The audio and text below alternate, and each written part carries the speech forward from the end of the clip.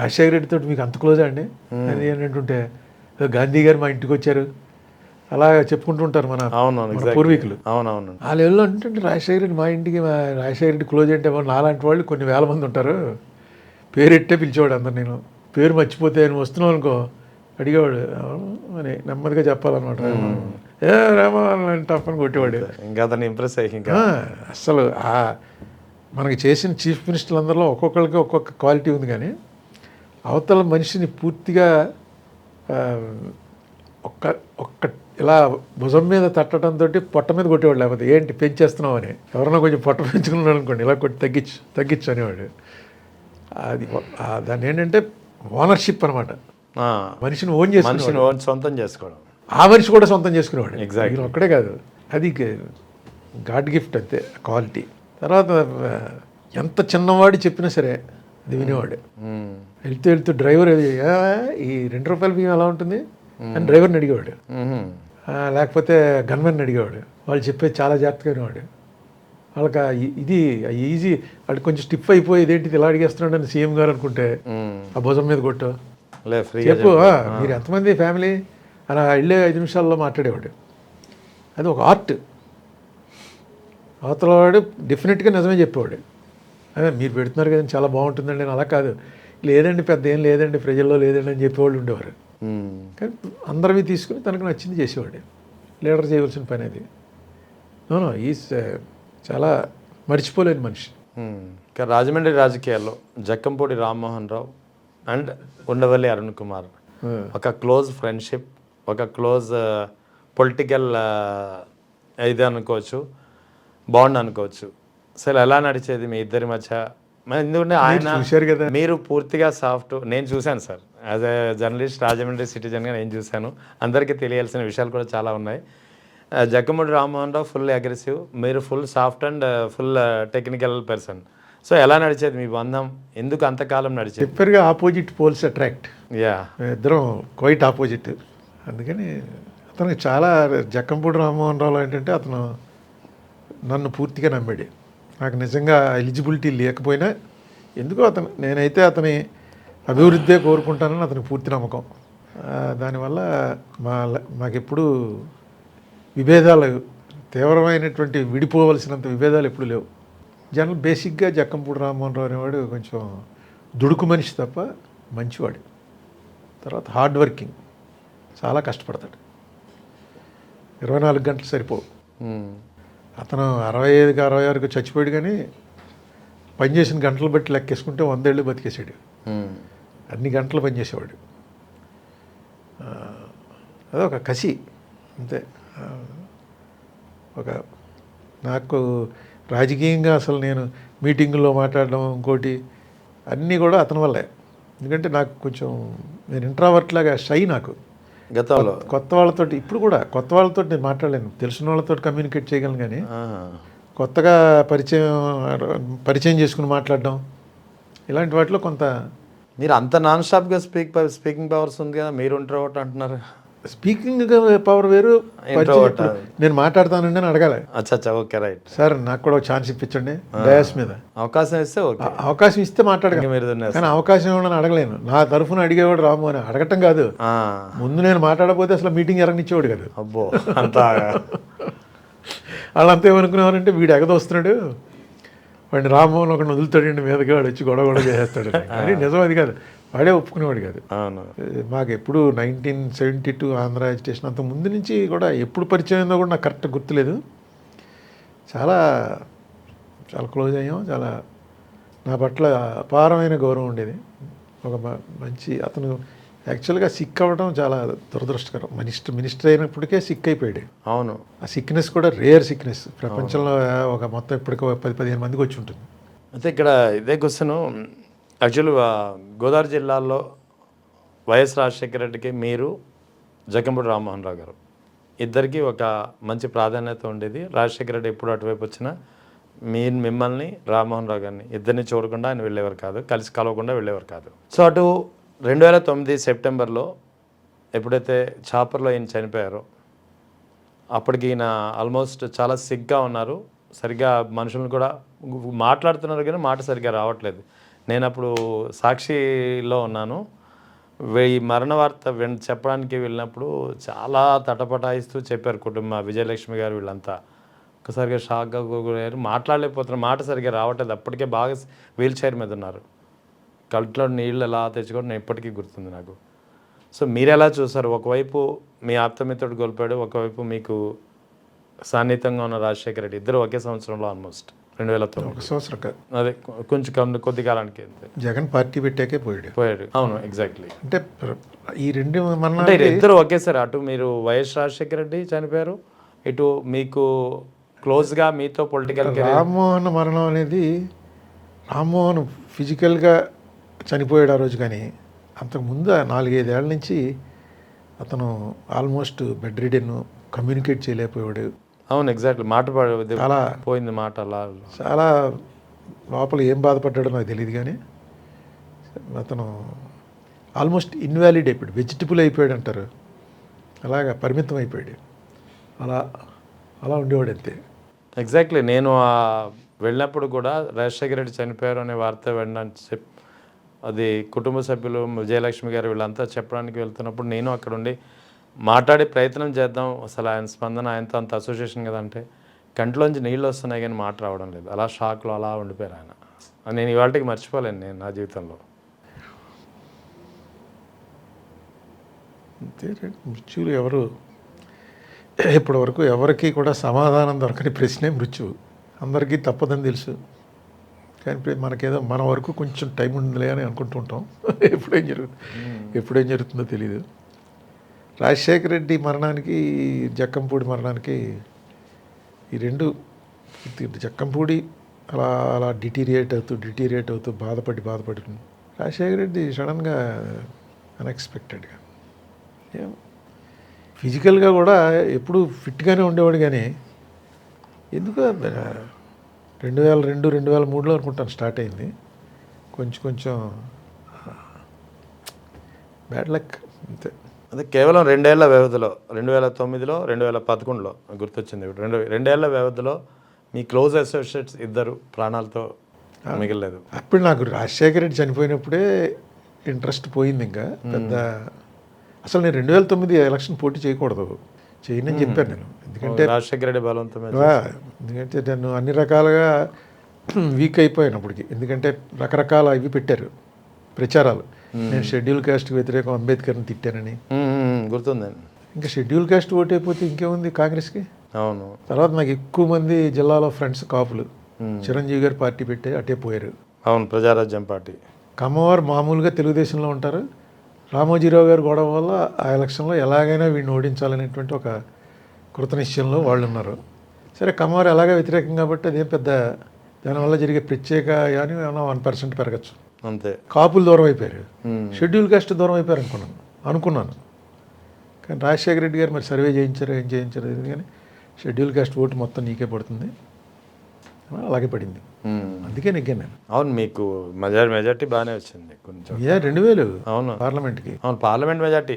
ఇక్కడ గోపాలపురం అటు సైడ్ కూడా అనపర్తి మిమ్మల్ని అనపర్తిలో అదే అనపర్తి అసలు యాక్చువల్గా వీళ్ళందరూ ఏమంటారంటే ఏదో సడన్గా అనపర్తి వచ్చేసిందండి. అది అనపర్తి మధ్యాహ్నం 12 గంటలకి డిక్లేర్ అయిపోయింది. డిక్లేర్ అయిపోయేటప్పటికి నేను 26,000-28,000 మెజార్టీలో ఉన్నారు. రాత్రి వరకు తగ్గుతూ వచ్చి 2,000 ఆగింది. కాకినాడలో జరిగింది. అట్ ఎనీ గివెన్ టైం నా అపోనెంట్ నాకన్నా ఎక్కువ ఓట్లు ఎప్పుడు రాలే.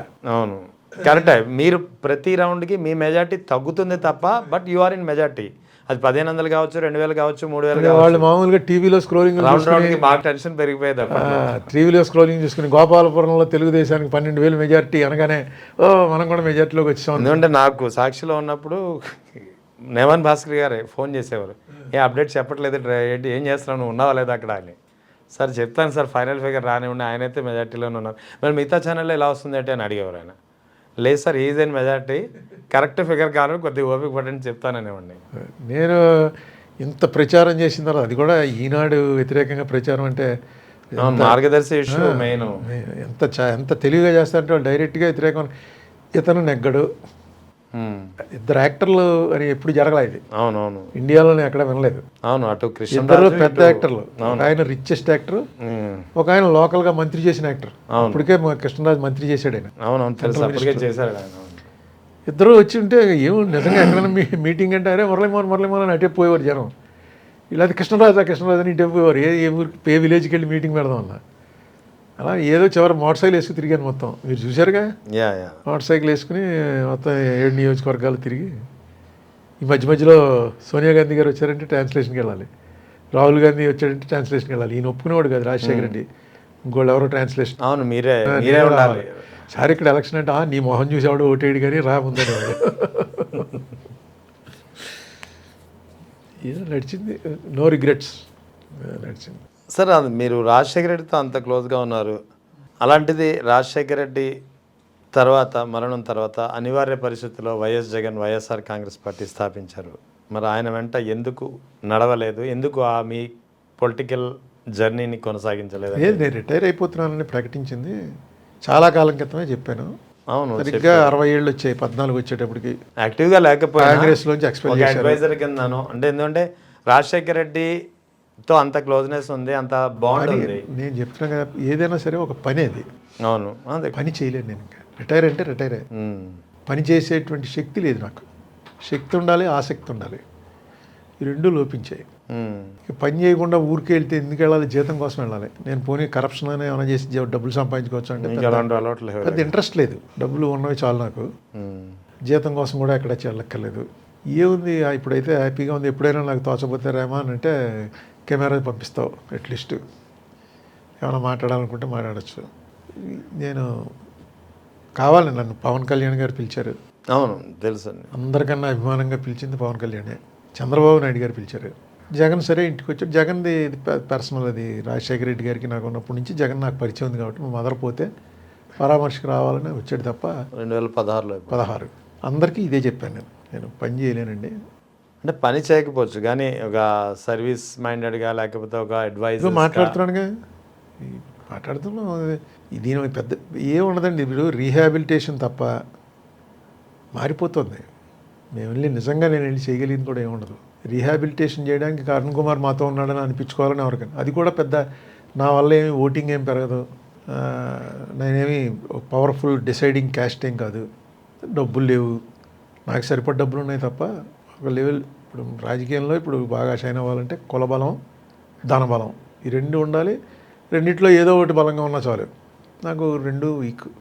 సో పెద్ద అది ఇష్యూ కాదు. జగన్తో ఎందుకు చేరలేదనో ఇంకోళ్ళతోటి. ఎవరైనా ఇన్నేళ్ళు ఉన్నాను కాబట్టి ఏదైనా పోస్ట్ ఇప్పించా ఖాళీగా ఉన్నానంటే ఎవడైనా ఇస్తాడే, దానికి జగనే కాదు. నిజంగా పర్పస్ సర్వ్ అవ్వదు. ఏదో వచ్చిన అడ్వైజర్లు ఎంతమంది లేరు. ఇప్పుడు చంద్రబాబు నాయుడు గారి దగ్గర ఉన్నారు, జగన్ దగ్గర అయితే ఎంతమంది ఉన్నారో లెక్క కూడా లేదు, తెలీదు. వాళ్ళకి అందరూ ఎప్పుడు అపాయింట్మెంట్ కూడా దొరికుండదు. సో అది ఎనీవే, నేను ఇప్పుడు యాజ్ ఇట్ ఈస్గా I'm happy with what I'm. సరే, రాష్ట్ర విభజనకి సంబంధించి మళ్ళీ గతంలోకి వెళ్దాం. 2014 జరిగినటువంటి రాష్ట్ర విభజనలో మీరు ఎంపీగా ఉన్నారు. సో ఉండవల్లి అరుణ్ కుమార్ తర్వాత గట్టిగా ప్రయత్నిస్తే వాయిస్ వినిపిస్తున్నారు కానీ రాష్ట్ర విభజన అన్యాయంగా జరిగిందని, ఆ సమయంలో అతను పెద్దగా దీన్ని అపోజ్ చేసింది లేదని ఇప్పుడు కొంతమంది వాదిస్తున్నారు, విమర్శలు చేస్తారు. నేను ఇప్పుడు కూడా చెప్తున్నాను కదా, నేను ఇంటిగ్రేషనిస్ట్ అని కాదు. ఓకే, రాష్ట్రం విడిపోతామని అడగటానికి తెలంగాణ వాళ్ళకి పూర్తి రైట్ ఉంది, విడదీసేయడానికి పార్లమెంట్కి పూర్తి రైట్ ఉంది. అయితే మనం వెళ్ళవలసిన లైన్లో వెళ్ళలేదు. మనం ఎందుకు అపోజ్ చేస్తున్నాం? సహేతుకంగా జరగలేదని. నేను ఇప్పుడు వేసింది, కోర్టులో వేసింది ఏంటంటే, పార్లమెంట్లో ఒక చట్టం జరగడానికి ఏం ఫాలో అవ్వాలో పూర్తిగా ఏది ఫాలో అవ్వాలి. ఇది నేను చెప్పలే, మోడీ గారు చెప్పాడు, అమిత్ షా చెప్పాడు. ఎక్కడ చెప్పారు? లోక్సభలో చెప్పారు, రాజ్యసభలో చెప్పారు. ఇప్పుడు కూడా మన గవర్నమెంట్లో దానికి జగన్ గవర్నమెంట్ సపోర్ట్ చేసింది లక్కీగా. ఎగ్జాక్ట్లీ, అది కూడా ముందు రోజున అపోజ్ చేశారు. ముందు రోజు అభిషేక్ సింగ్ వచ్చి ఇదంతా అయిపోయిన కదా, తీసి పక్కన పారేయండి అన్నాడు. నేను తెలంగాణ తరఫున వచ్చాడేమో అనుకున్నాను, కాదు ఆంధ్ర తరఫున. ఇది ఎక్కడ కూడా బాబు అనుకుంటే నెక్స్ట్ డే రెక్టిఫై చేసుకుని ఎఫిడేవిట్ వేశారు, బాగా వేశారు. ఇప్పుడు గవర్నమెంట్ దాన్ని సపోర్ట్ చేస్తూ పెద్ద అడ్వకేట్ని పెడితే ఒక కొలిక్కి వస్తుంది. ఏమంటుంది మరి ఇప్పుడు గవర్నమెంట్? ఏమన్నా రెస్పాన్స్ లేదు, చెయ్యరు. చేస్తే ఇంకా అంతకన్నా ఏంటి? చంద్రబాబు నాయుడు గారిని వెళ్ళి కలిసి అడిగాను, చేస్తా అని చెప్పాడు ఆయన. ఏం చేయలే, వాయిదా ఇప్పుడు రేపు ఎప్పుడో వస్తుంది, కొట్టేస్తారు. అవునా, ఇంకేం చేస్తాం? అంటే ఏవైతే హామీలు ఇచ్చారో ప్రత్యేక ఆంధ్ర విడిపోయిన అవి తర్వాత, కూడా పెట్టాం. అవి విభజన చట్టంలో అప్పుడు ఎందుకు పెట్టించుకోలేకపోయింది? పెట్టారు, అన్నీ పెట్టారు. ఆ, ఏది పెట్టలేదు, అన్నీ పెట్టారు. ఎవడు పట్టించుకుంటేగా. పట్టించుకుంటే. అసలు యాక్చువల్గా గ్యాప్ ఏదైతే ఉందో ఆ గ్యాప్ బడ్జెట్లో పెట్టి చేస్తామని చెప్పి పెట్టారు యాక్ట్లో. ఓకే. రెండు రాష్ట్రాలు విడిపోవటం వల్ల ఇమీడియట్గా మనకు బడ్జెట్లో గ్యాప్ వస్తుంది. ఎందుకంటే మొత్తం రెవెన్యూ అంతా హైదరాబాద్. అసలు హైదరాబాద్ రెవెన్యూ ఏం చేయాలన్నది కూడా లేదు యాక్ట్లో. అదే క్లియర్గా లేదు యాక్ట్లో. క్లియర్ ఏంటి అసలు దాని విషయమే ఎత్తలేదు. హైదరాబాద్ విషయంలో ఇది లేదు. అవును. తర్వాత కూర్చుని మాట్లాడుకోవాలండి. అసలు తర్వాత కూర్చుని మాట్లాడుకోవడం మొత్తం కూడా ఓటు నోటు కేసు తోటి క్లోజ్ అయిపోయింది. మొత్తం క్లోజ్. ఆ ఓటు నోటు కేసే కాదు, కానీ సేమ్ ఈ క్విడ్ ప్రోకో లాంటిది అది. ఎగ్జాక్ట్లీ నిలబడవు. ఇది కావాలనుకుంటే సెంట్రల్ గవర్నమెంట్ వేసేయచ్చు, లేదంటే పోతుంది. అది అలా చేత్తో పట్టుకుని ఉంటారు వాళ్ళు, మోడీ వాళ్ళు. జగన్ని బెదిరిస్తుంటారు, చంద్రబాబుని బెదిరిస్తుంటారు. ఏముంటుంది ఆంధ్రప్రదేశ్ స్టేట్కి?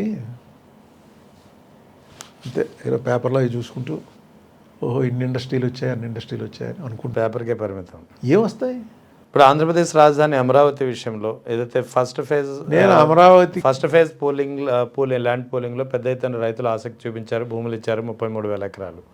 ఇంకో గవర్నమెంట్ ల్యాండ్స్ ఇంకో 20,000 ఎకరాలు, మొత్తం ఆల్టుగెదర్ 54,000 ఎకరాలు. ఇప్పుడు అది కాకుండా అందులో రిటర్నబుల్ ఫ్లాట్స్ రైతులకు ఇవ్వలేదు, ఇవాళకైనా ఆరోపణలు ఉన్నాయి, విమర్శలు ఉన్నాయి, సరిగ్గా ఇవ్వలేదు, ఇచ్చిన వారికి సరిగ్గా ఇవ్వలేదని.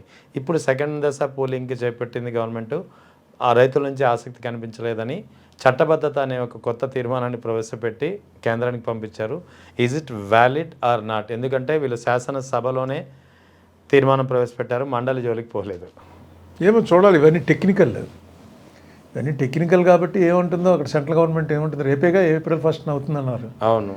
ఏం పెడతారు? ఈవేళ పెట్టారట బిల్లు, వచ్చింది నాకు. అండ్గా యూనియన్ గవర్నమెంట్ బిల్లు మండలిలో లేకుండా ఎలా రేపు రేజ్ చేస్తారు. అది వీళ్ళు వైసీపీ వాళ్ళు రేజ్ చేస్తారు, మండలి లేకుండా అలా చేశారని. అసలు ఇది కూడా క్యాపిటల్ పేరు పెట్టడం అనేది నేను ఎక్కడ కాన్స్టిట్యూషన్లో అసలు క్యాపిటల్ అన్న పదమే లేదు కదా. ఏ స్టేట్ క్యాపిటల్ గురించి కాన్స్టిట్యూషన్లో ప్రస్తావించలే. ఇప్పుడున్న ఎనీ స్టేట్ 29 స్టేట్స్ ఈ పదమే లేదు. క్యాపిటల్ అనే పదం నేనైతే చూడలేదు. లేదన్న సంగతి నాకు తెలుసు. ఎందుకంటే ఆ రోజున పెట్టేటప్పుడే అది ఎలా పెట్టాలా అని ఆలోచించారు. 10 ఏళ్ళు జాయింట్ క్యాపిటల్గా ఉండి తర్వాత ఆంధ్రాకి ఇంకో క్యాపిటల్ వస్తుంది అని రాయటం, ఆ ఫ్రేమింగ్ ఆ పదాలు రాసినప్పుడే ఇలా ముందే ఎక్కడైనా ఉందా? చండీగఢ్ విషయంలో ఒకసారి ఏదో వచ్చినట్టుంది. వీళ్ళు అమరావతి క్యాపిటల్ అని పెట్టాలంటున్నారు. ఇది చూడాలి రేపు ఏం చేస్తారో. అదే Section 5 అమెండ్మెంట్ ఏదో చేయాలని. ఏమో అసలు దాని అవసరం కూడా ఇప్పుడేం లేదు. ఇప్పుడు నేను చూసింది జగన్మోహన్ రెడ్డి అక్కడి నుంచి అసెంబ్లీ సెక్రటేరియట్ ఇవి తీసేస్తానని చెప్పలేదు ఆయన, ఎప్పుడు చెప్పలేదు. ఏదో ఇండస్ట్రియల్ క్యాపిటల్, అదేమో లా క్యాపిటల్ ఏదో చెప్పాడు, అడ్మినిస్ట్రేటివ్ క్యాపిటల్. అది కూడా నాకు అర్థం కాలే. వీళ్ళు చెప్పింది ఇక్కడే మొత్తం అసలు నవనగరాలు మొత్తం అన్ని రాజమండ్రి, గుంటూరు, కర్నూలు అన్నీ తీసుకొచ్చి ఇక్కడ కలిపేస్తాం అన్నట్టు ఈయన చెప్పాడు. జనాభా ఎక్కడి నుంచి వస్తారు? కానీ ఇప్పుడు మీకు 36 లక్షల, మనం లెక్కేసి 36 లక్షల మంది జనాభా వస్తే అమరావతికి ఒక లెవెల్ ఇప్పుడు ఉన్నటువంటి ఊర్లలో ఒక చిన్న ఊరు, బాగా విశాలమైన ఊర్లో వస్తుంది. భువనేశ్వర్ లాగా. భువనేశ్వరు, గాంధీనగర్ క్రౌడ్ ఉండదు. మీకు ఇంత ముందే చెప్పాను నేను. రంగూన్ ఒకసారి కొట్టి చూడండి సరదాగాను. రంగూను క్యాపిటల్గా ఉండేది బర్మాకి. అది తీసేసి నాపిడా అన్నట్టు కట్టారు. దాని పేరేంటంటే ఘోస్ట్ సిటీ. ఇప్పటికీ ఎవరు నివాసం 25 ఏళ్ళు అయింది కట్టి. న్యూ రాయ్పూర్ పరిస్థితి ఆల్మోస్ట్. న్యూ రాయ్పూర్ ఇలా కట్టలేదుగా, క్యాపిటల్ కట్టారు. అక్కడి నుంచి గాంధీనగర్ అంతే, అక్కడ ఎవడో ఉండడు. అయితే అహ్మదాబాద్ పోతారు. ఇది కూడా విజయవాడనో గుంటూరునో డెవలప్ చేసుకుంటూ వస్తే అది వేరు. లేదు విజయవాడ గుంటూరు రోడ్డు మీద రోడ్డుకి ఇటు కట్టుకుంటూ వచ్చారనుకోండి క్యాపిటల్, నంబూరు యూనివర్సిటీ కట్టినట్టు, అప్పుడు ఆ కాలంలో అన్ని వాల్యూలు పెరుగును, రైతులు విపరీతంగా రిచ్ అవుతారు. హైదరాబాద్ ఏమైంది? అవును, చుట్టుపక్కల ఉన్న చిన్న చిన్న ఊర్ల వాళ్ళందరూ రిచ్ అయ్యారు. అవును, ముందే వెళ్ళి కొంతమంది టేప్ వస్తుంది హైటెక్ సిటీ అని కొనేసుకున్న వాళ్ళు ఇంకా కోటీశ్వర్లు అయిపోయి పెద్ద రిచ్ అయిపోయారు. తెలియని వాళ్ళు అమ్మేసుకుని వాళ్ళు అలా ఉండిపోయారు. ఇవన్నీ చోట్ల జరుగుతుంటాయి గ్యాంబ్లింగ్. కానీ గవర్నమెంటే తీసుకుని ఇది అంతా గవర్నమెంట్ అసెట్ అని చూపించి ఇది ప్లాన్ ఏంటో నాకు అర్థం అలా. చంద్రబాబు నాయుడు గారు వేసిన ప్లాన్ ఎక్కడా లేదు ప్రపంచంలో జరిగినట్టు. సరే ఆయనకి ఏముందో విజనరీ కదా, ఆయన విజన్లో ఏముందో నాకైతే అర్థం కాలేదు. నేను బుక్ వేసాను కదా భ్రమరావతి అని. అవును, భ్రమరావతి అని బుక్ వేసాను. వేసి తిట్టారు అప్పుడు. నేను ఐఎమ్ నాట్ అగెన్స్ట్. అసెంబ్లీలో అయింది తీర్మానం. ఆ రోజు తీర్మానం వ్యతిరేకించమని జగన్మోహన్ రెడ్డి గారి పార్టీకి చెప్పాను. ఎవరు మాట్లాడలేదు. సోమయాజులు గారిని అడిగాను, చెప్పవే బాబు ఆపమని. అంటే వినడం లేదు, అక్కడ వింటే వాళ్ళ ఆ 2 జిల్లాల వాళ్ళు వ్యతిరేకం అయిపోతారు, మాట్లాడలేదు అన్నాడు. ఆ రోజు వ్యతిరేకించాల్సింది, ఎందుకంటే శివరామకృష్ణ కమిషను క్యాపిటల్ ఎక్కడ పెట్టాలో చెప్పలేదు, కానీ ఇక్కడ మాత్రం పెట్టద్దని చెప్పింది. ఎందుకో ఇక్కడ ఉన్న ఏరియా, దానికి ఉన్నటువంటి పరిస్థితిని బట్టి వాటరు అంతా ఫెర్టైల్ ల్యాండ్ కదా.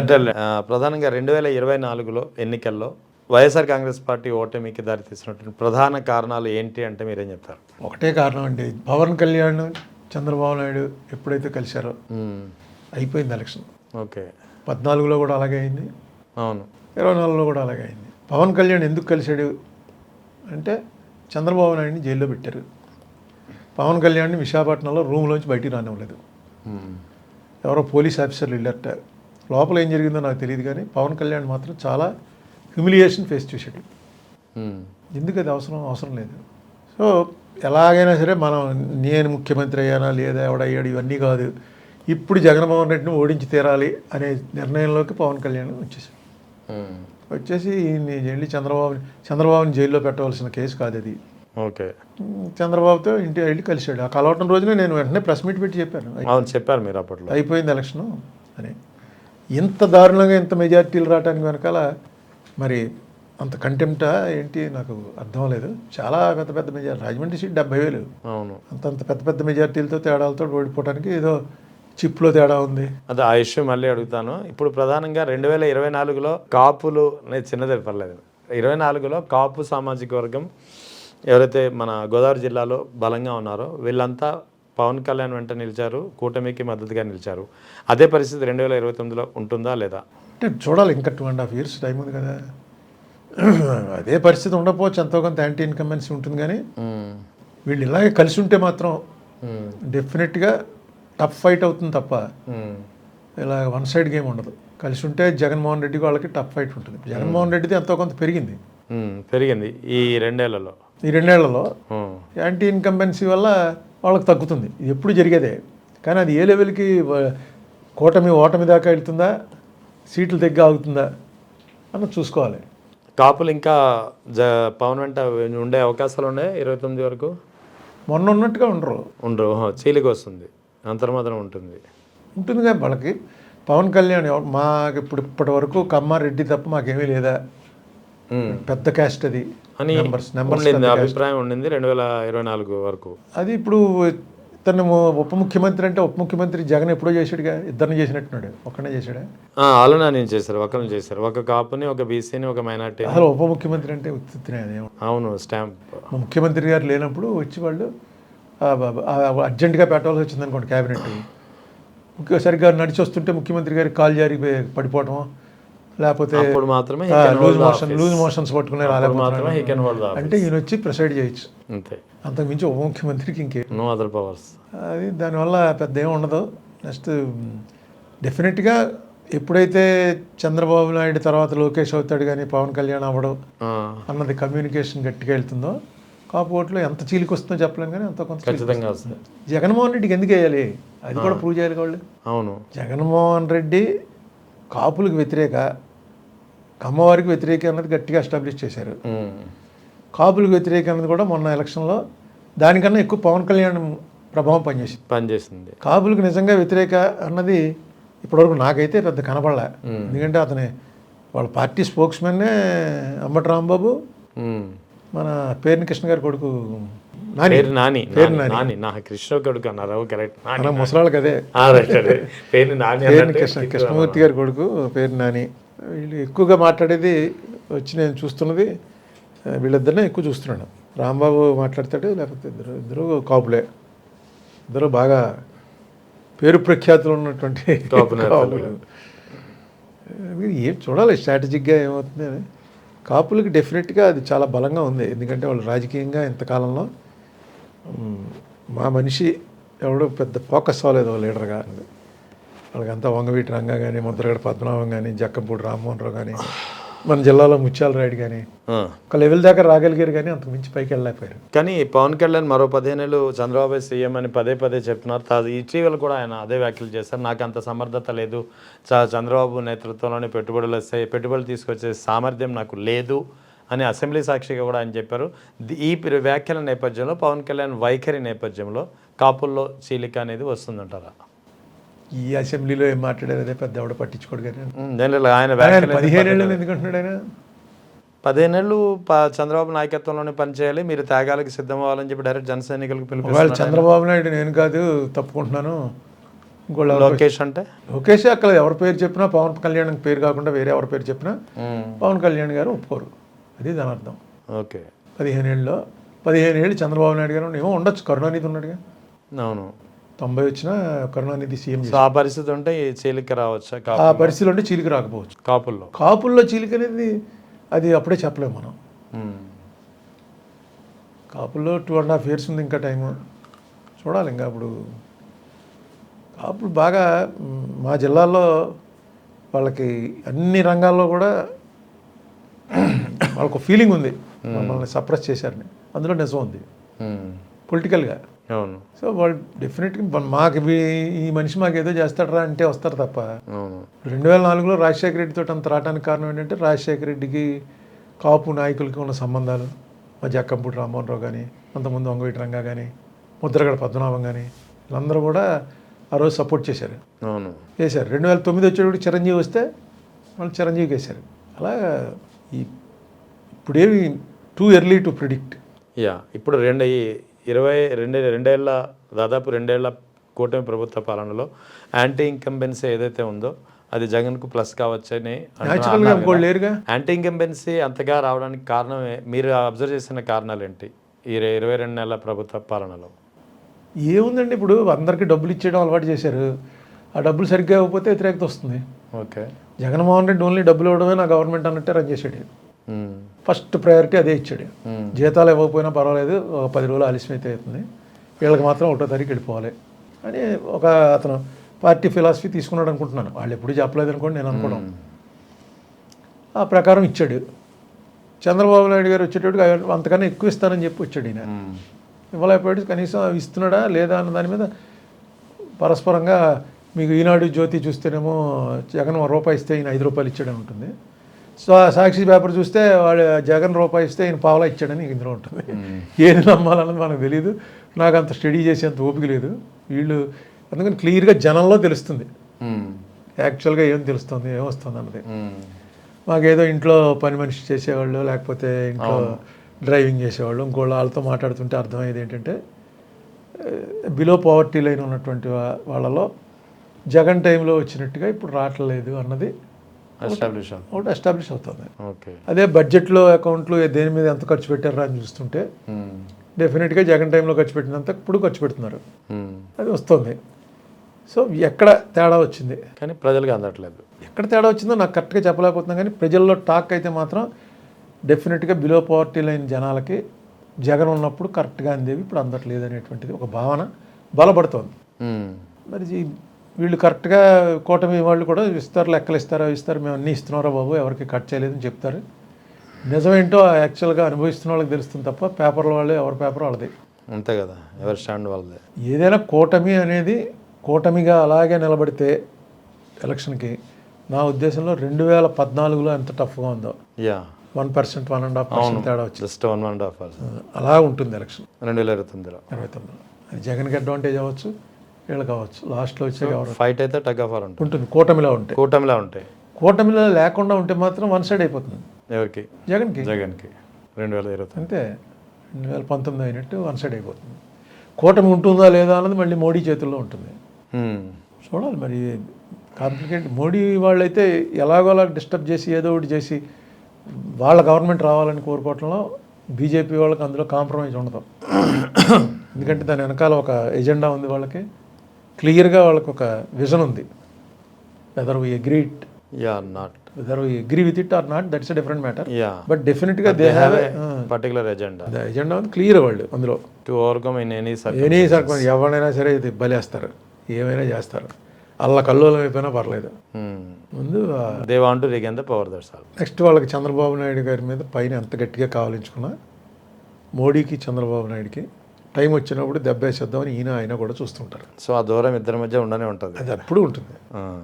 అవసరాన్ని బట్టి కలుస్తున్నారు, కానీ ఆ అవసరం లేదనుకున్న మరుక్షణం ఇద్దరు విడిపోతారు.